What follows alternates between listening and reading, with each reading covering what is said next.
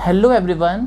तो आज हम डिस्कस करने वाले हैं वेपर एब्जॉर्प्शन सिस्टम। जैसा कि हम सब जानते हैं, heat flows from higher temperature to the lower temperature. Heat हमेशा हायर टेम्परेचर से लोअर टेम्परेचर फ्लो करती है। And if we want to transfer heat from lower temperature to the higher temperature, then work input is required. अगर हमको heat flow करानी है lower temperature से higher temperature, तो हमको वर्क इनपुट प्रोवाइड करना पड़ेगा। Refrigerator is a mechanical device which absorbs the heat from low temperature body and transfers it to the high temperature body. जो रेफ्रिजरेटर है वो एक ऐसा डिवाइस है जो लो टेम्परेचर बॉडी से हीट को एब्जॉर्ब करता है और हाई टेम्परेचर बॉडी को हीट ट्रांसफ़र करता है। रेफ्रिजरेटर दो तरीके से वर्क इनपुट प्रोवाइड कर सकता है। अगर हम कंप्रेसर यूज़ कर रहे हैं एज वर्क इनपुट, तब हम उस सिस्टम को बोलते हैं वेपर कंप्रेशन सिस्टम। और अगर हम थर्मल एनर्जी यूज़ कर रहे हैं इन रेफ्रिजरेशन एज वर्क इनपुट, तब उस सिस्टम को हम बोलते हैं वेपर एब्जॉर्प्शन सिस्टम। आइए अब समझते हैं क्या होता है वेपर एब्जॉर्प्शन सिस्टम। तो अगर हम वेपर एब्जॉर्प्शन सिस्टम को कंपेयर करें वेपर कंप्रेशन सिस्टम से, तो बेसिकली क्या हो रहा है, तो वेपर कंप्रेशन सिस्टम के कंप्रेसर को अगर हम रिप्लेस कर दें by absorber, pump and generator, तो हमको जो सिस्टम मिलेगा उसको बोलते हैं vapour absorption system. So vapour absorption system is 3 fluid system. इसमें हम 3 फ्लूइड्स यूज़ करते हैं। याद रखिएगा, ये बहुत इंपॉर्टेंट है PSUs के लिए, ये क्वेश्चन पूछा जाता है। सो पहला फ्लूइड है ammonia. Ammonia is used as refrigerant. Then second fluid is hydrogen, and hydrogen is used to increase the rate of evaporation of the ammonia. And third fluid is water, and water is used to absorb the ammonia and complete the cycle. Now, जैसा कि हम जानते हैं evaporator में जो refrigerant है ammonia, वो evaporate होता है। इवेपोरेशन का मतलब अमोनिया फेज चेंज करता है from liquid to the vapour, और इस प्रोसेस में वो लेटेंट हीट एब्जॉर्ब करता है अपने इन्वायरमेंट से। तो इवेपोरेटर कहाँ प्लेस करते हैं, तो इवेपोरेटर को हम प्लेस करते हैं उस स्पेस में जहाँ पर हमने कूलिंग इफेक्ट रिक्वायर्ड होता है।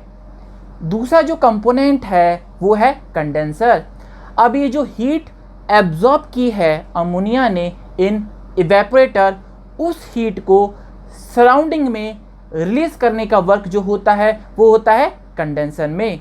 सो in condenser ammonia releases heat to the surrounding. तो जैसा कि हम जानते हैं हाइड्रोजन एक लाइट गैस है और उसका प्रेशर भी लो होता है, इसीलिए इवेपोरेटर में जो अमोनिया है वो ईज़िली लो टेम्परेचर पे इवेपोरेट हो जाती है और हम कैपेबल हो पाते हैं लो टेम्परेचर मेंटेन करने में एट द इवेपोरेटर। सपोज कीजिए इवेपोरेटर का जो टेम्परेचर है वो है -5 डिग्री सेंटीग्रेड।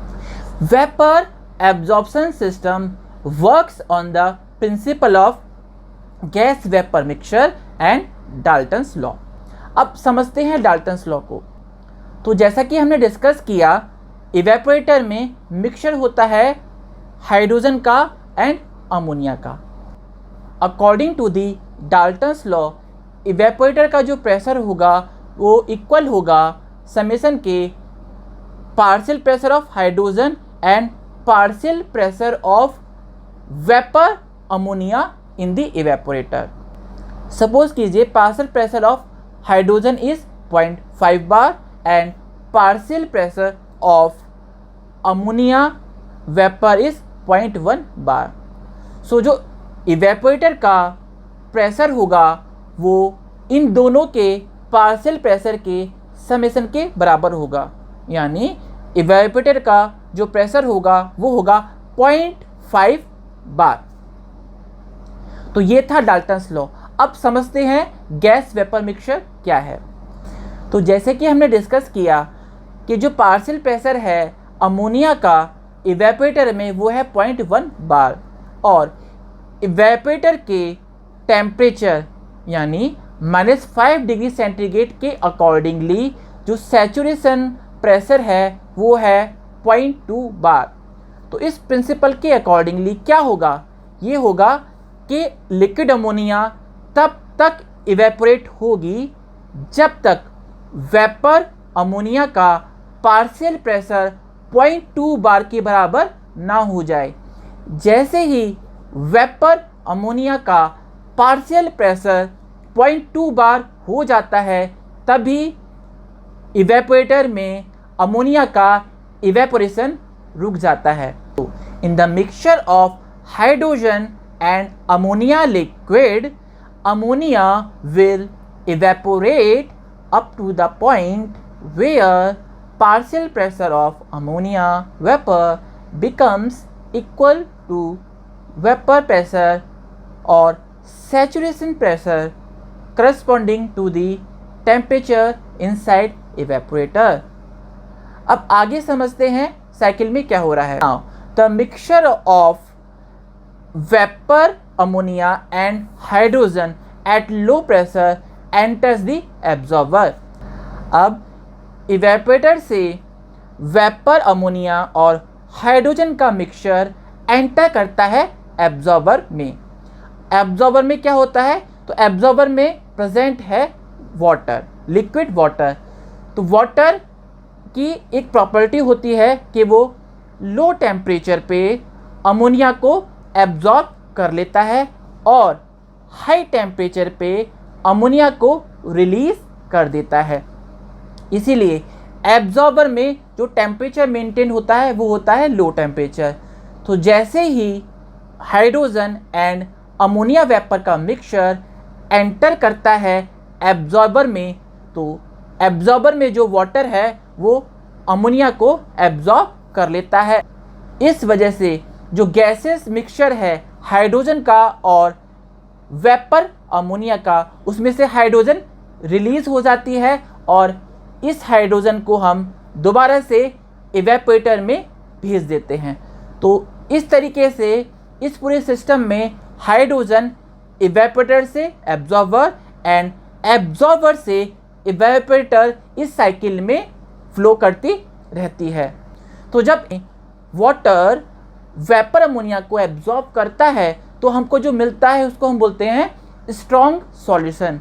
स्ट्रॉन्ग सॉल्यूशन का मतलब वाटर एंड वेपर अमोनिया का वह मिक्सचर जिसमें वेपर अमोनिया की कंसंट्रेशन ज़्यादा है।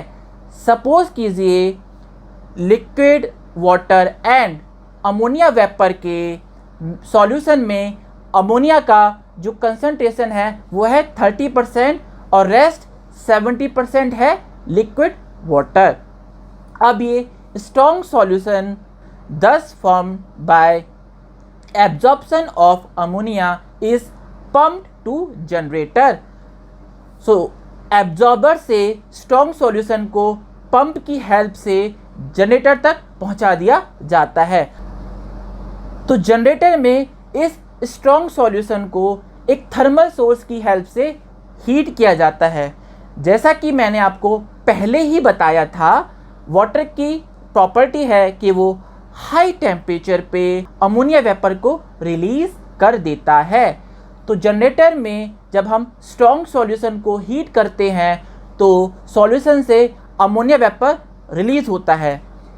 इस अमोनिया वेपर को हम कंडेंसर में भेज देते हैं जिसका प्रेशर है हाई, और जो वीक सॉल्यूशन मिलता है जनरेटर में, वीक सॉल्यूशन का मतलब ऐसा सॉल्यूशन जिसमें अमोनिया वेपर की कंसंट्रेशन लो हो। सपोज कीजिए जनरेटर में जो वीक सॉल्यूशन बचा है उसमें अमोनिया की कंसंट्रेशन है 10% एंड रिमेनिंग 90% लिक्विड वाटर है। तो इस वीक सॉल्यूशन को हम अगेन एब्जॉर्बर में सेंड कर देते हैं। तो इस सिस्टम में वेपर अमोनिया और वाटर का सॉल्यूशन एब्जॉर्बर से जनरेटर और जनरेटर से एब्जॉर्बर इस लूप में फ्लो करता रहता है। सो कंडेंसर में high pressure ammonia vapour convert हो जाता है लिक्विड में और अपनी हीट को रिलीज कर देता है टू दी सराउंडिंग। अब आगे क्या होता है, liquid ammonia is passed from condenser to evaporator through expansion valve. So इस लिक्विड अमोनिया को हम कंडेंसर से सेंड कर देते हैं इवेपोरेटर में थ्रू एक्सपेंशन वॉल्व और इस तरीके से वेपर एब्जॉर्प्शन की साइकिल कंप्लीट होती है। होपफुली आपको मेरा लेक्चर अच्छा लगा होगा। तो नेक्स्ट लेक्चर में हम डिस्कस करेंगे advantage and disadvantage of vapour absorption system, साथ में गेट के एग्जाम से एक न्यूमेरिकल को भी डिस्कस करेंगे। Thank you everyone.